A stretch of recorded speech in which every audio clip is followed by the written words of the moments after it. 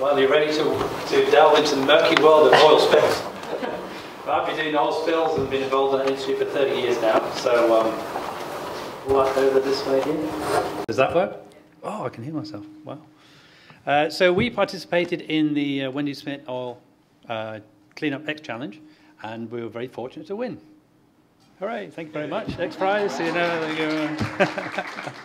So it was certainly a challenge, and it was a lofty goal that was set. It challenged the industry, and I think some of these points that were brought out earlier are very valid. We had multiple ideas on how to try and solve this problem, and certainly there is a formula that needs to be followed in funneling those ideas and choosing them. And I'd say we had some of the most animated discussions in our company's history ever, around tables trying to beat a path to what was the solution for this problem. Because, you know, we have lots of opinionated folks in our company. We're all, you know, mechanics and engineers, not necessarily from a scientific background, but we have a lot of hands-on experience. So we're all drawing from that and trying to figure out how to solve this problem. A little bit about Elastec. It's a small company based in Illinois. It's now grown to about 130 people. Not a vast enterprise, but when I joined them, there were probably 50 people. We're now 130 people.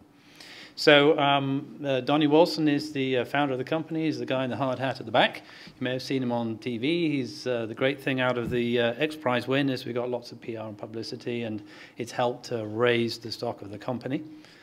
Now if I press this green thing here, it magically goes ahead, right? Yeah, so it all started with the X Prize. We learned about the challenge. We did already have some cooperations going on with a university, and there was a female scientist by the name of Victoria Bro, and she was working at the University of California, Santa Barbara, and she did a thesis on how to improve oil recovery devices. So prior to the X Prize, we actually had a tie-up with this university, and we had built some machines based on her thesis, and the university owns the patent.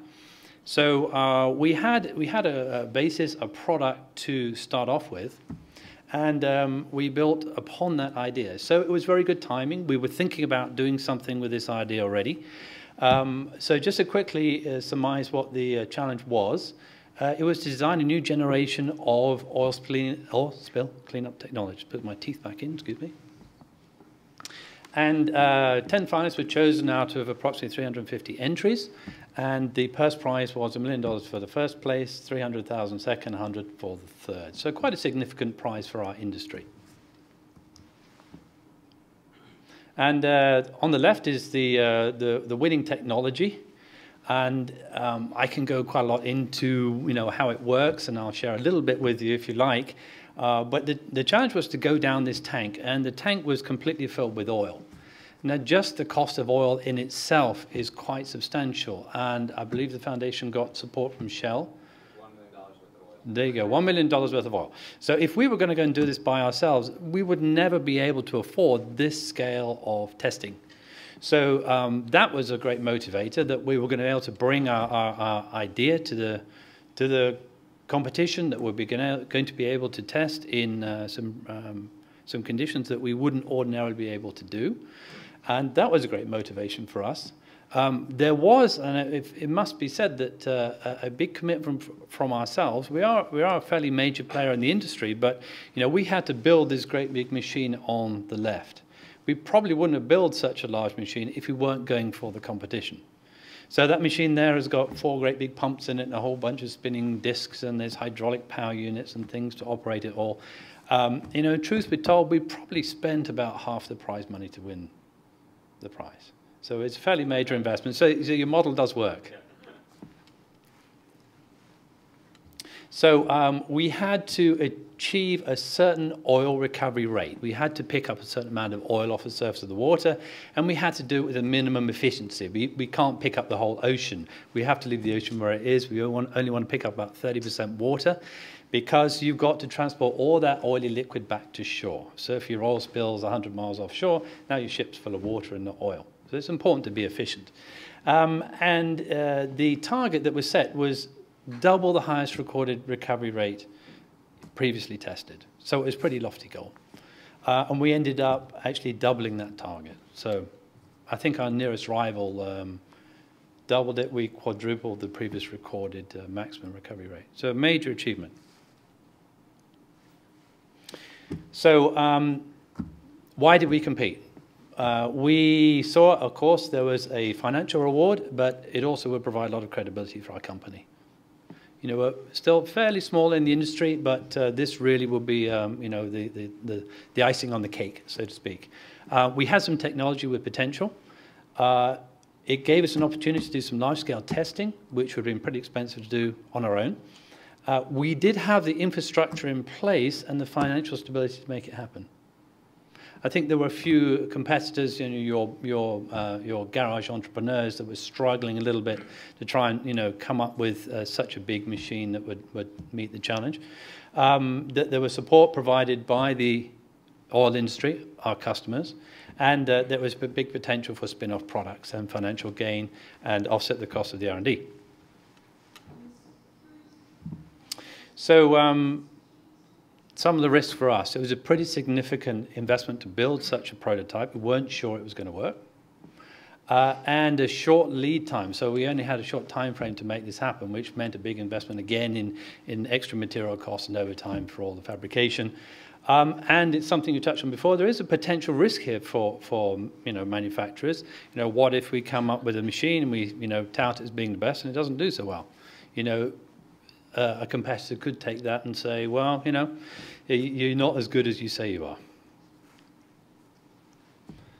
So as a 50-month timeline, I won't dwell on that too much. But let me just, so there we are. This is the OMSET test tank. It's in Leonardo, New Jersey.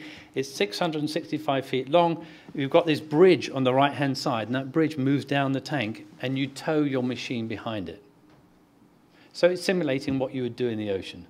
You have waves that can be generated in that tank, so we had to prove that they could work in waves as well as calm conditions. And as I said, the whole tank was covered in oil, which was, goodness me, they had a lot of tank trucks coming in there and pumping lots of oil for days and days. Excuse me. Had an inch of oil on it. So we achieved 4,670 gallons per minute, which is over 1,000 cubic meters per hour, which is a remarkable amount of oil. And we achieved that with basically a systematic approach. It's all to do with encounter rate. Essentially, it's like mowing your grass. As your mower goes across the grass, you pick up so much. You just got to go faster through the water. So we found a way of doing that. We were able to capture and process more oil. So we came up with a system as opposed to looking at individual components in isolation. And that's what worked for us. So we went back to the same test facility last week. We spent $100,000 of our own money now to prove that our commercial version will do the same job as the X Prize winning machine. So the best analogy is that the X Prize machine we built was really, you know, like a race car. It's not tremendously easy to deploy, you know, so we wanted to come up with a commercial version that was more user-friendly. We wanted to prove that the technology was scalable, and that we've done now. So we're very close to having this commercial version. So this whole process has moved along the R&D timeline. We probably would have got to this, but it would have taken an awful lot longer. We wouldn't have had the same budgets available or resources available to us to do the testing to prove the technology. And so, you know, there's a prize-winning machine on the left, and this will be the commercial version on the right. And I hope you don't mind, we borrowed the little X logo. How come the commercial one's smaller, though? It just all comes down to, in fact, the capacity is too much for most people to handle with the big one, because you fill up your ship too fast. So we didn't turn the dials exactly right. That's what I just learned. But it was audacious. It was audacious. Still achievable. And here you can see it's just in, you know, sitting in a puddle of oil and sucking the oil in. So the technology works. You know, we're moving forward. We are developing commercial versions, so it's all been a great success for us. And you know, I want to thank you for coming up with the prize and the challenge. It certainly motivated us. It motivated me. I thoroughly enjoyed the process. You know, from a personal perspective, you know, I like working with engineers who can make my ideas and crazy concepts happen. Sometimes, you know, they say, no, you just can't do that. It's not possible. But, you know, it was one of those happy sets of coincidences. We had the resources, we had the idea, the prize was the motivation, and, you know, it all worked out very well for us. So, again, I'd like to thank you very much for coming up with the prize. Hopefully there'll be some more for oil spills, because I got more ideas. And that's about what I have to contribute. Thank you. Thank you.